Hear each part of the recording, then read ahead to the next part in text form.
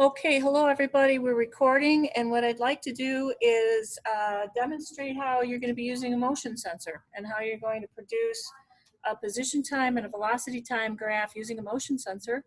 And what I have in front of you is a motion sensor that's been set up. This is a Pasco motion sensor.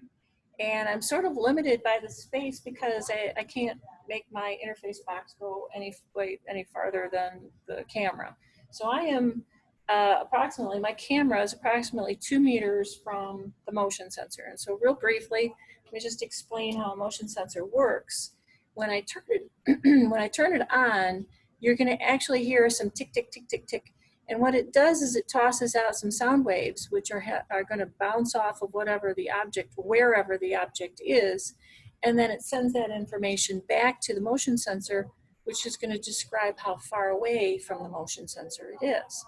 So since I'm going to show you the graphs, and obviously motion occurs over an interval of time, you're going to see a position time graph, and you're also going to see a velocity time graph, because you're going to be able to see how the position of my manila folder changes over time. And so it's real simple, but this is what you guys would be doing in class if we were actually able to do this. All right. So what I'm going to do is I'm going to start off with an object that's going to be 1 meter away, and obviously I don't want to spend a whole lot of time. I am as approximate as I can be, or sorry, as precise as I can be. So right there is 1 meter from the motion sensor. Okay, so there's the motion sensor, and there is 1 meter away, and it's going to be bouncing these sound waves off the back of my manila folder. And what I'm going to do is I'm going to go away from the motion sensor, and I'm going to get approximately 2 meters away from the motion sensor, and then I'm going to stop, and then I'm going to go back to the motion sensor, and I'm going to be back at approximately 1 meter, the spot where I was. But then I'm going to continue toward the motion sensor, and then I'm going to come back to 1 meter. So in other words, what you should be seeing is a position time graph of me standing 1 meter away. It's going to be more than 1 meter away, approximately 2 meters away.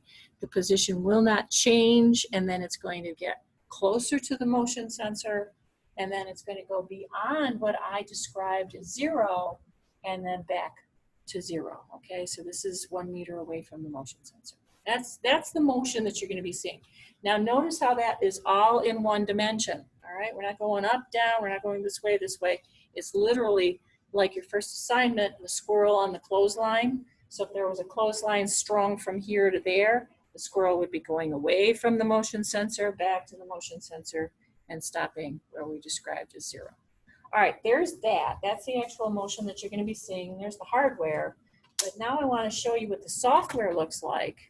So let me share the screen with what's called Capstone, and I'm looking for it.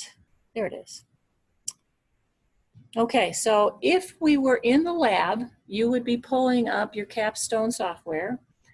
This is developed by Pasco, and you're going to be using this first feature, which is nothing more than a graph and data over here. All right, so now you have to set it up, and I'm hoping that eventually we will be back in the classroom, so I want to show you how this stuff works. So here's your hardware setup, and this is a picture of the front of your interface box. The interface box interprets what's going on between the hardware and your computer, all right, and it turns it into something that you can use, like a graph. All right, and I'm going to double click on the first channel, and I'm looking for a motion sensor, and there it is. Okay, so now your computer knows, and the interface box knows that you've got a motion sensor hooked up, and what I need to do is I need to tell this graph that I'm not only going to be collecting data about its position, but I'm also going to be collecting data about its velocity. So the X measurement is got to be time, because you want to see what that motion looks like on both a position time graph and a velocity time graph at exactly the same time, because it's the same motion. All right, so I'm going to put the position time graph up here, and I'm going to put the velocity time graph down here.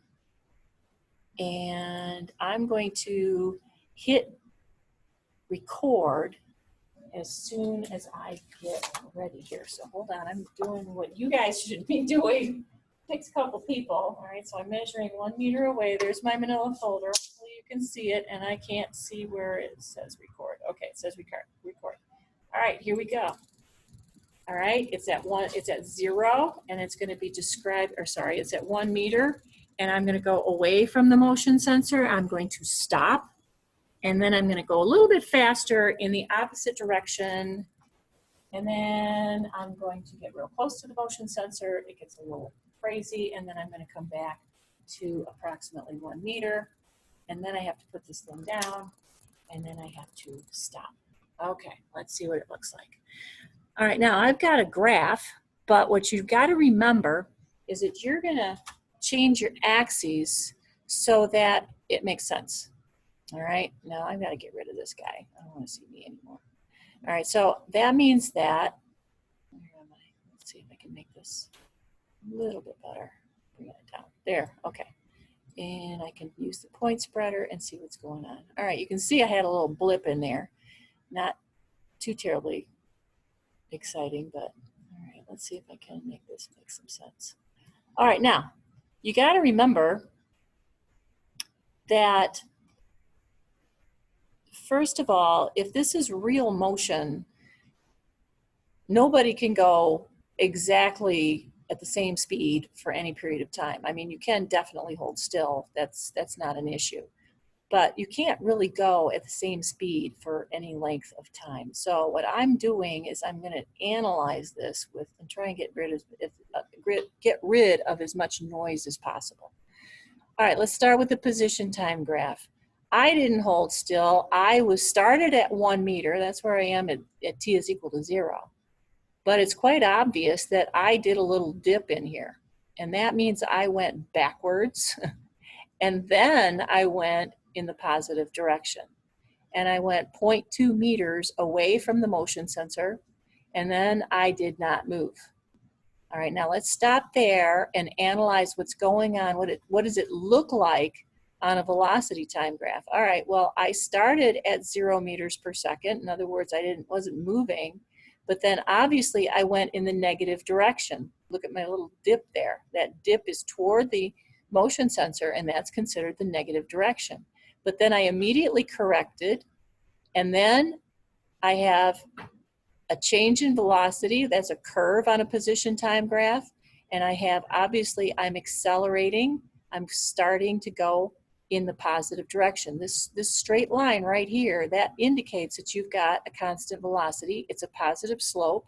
So that means I'm going in the positive direction. How fast am I going? Well, I'm going about this fast. And I'm going to read it right off the velocity time graph. I'm going about 0.2 meters per second. And I'm doing that for how long? Well, let's drop down here. I'm at about 4.5, about 5 seconds, and I started off at about 3 seconds. So to be honest with you, for 2 seconds, I was going 0.2 meters per second. All right, so now pause and see that and think about it for a second. Because from here to here, from 5 seconds until, where is it? Till about 13 seconds, I am not moving at all. All right, I have a 0 slope on a position time graph, and I'm at 0 meters per second. Now notice how the velocity time graph, it's real sensitive. That just means that I'm sort of waving here. Let me get my little picture back again.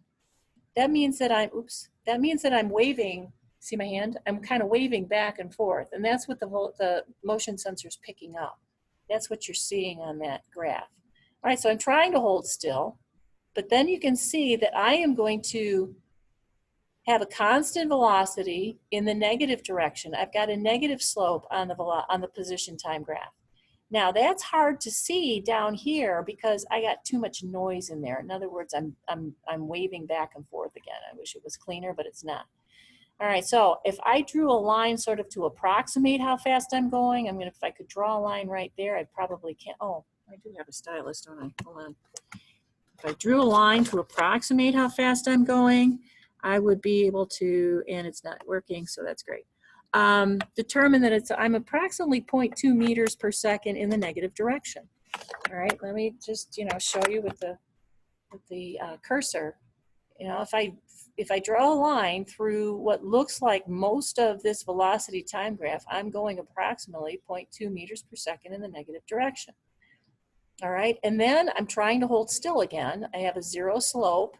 All right, and so at this point right here, between 15 and about 18 seconds, you know, it doesn't look good, obviously. All right, but then I have a positive velocity. I'm going in the positive direction. How fast am I going?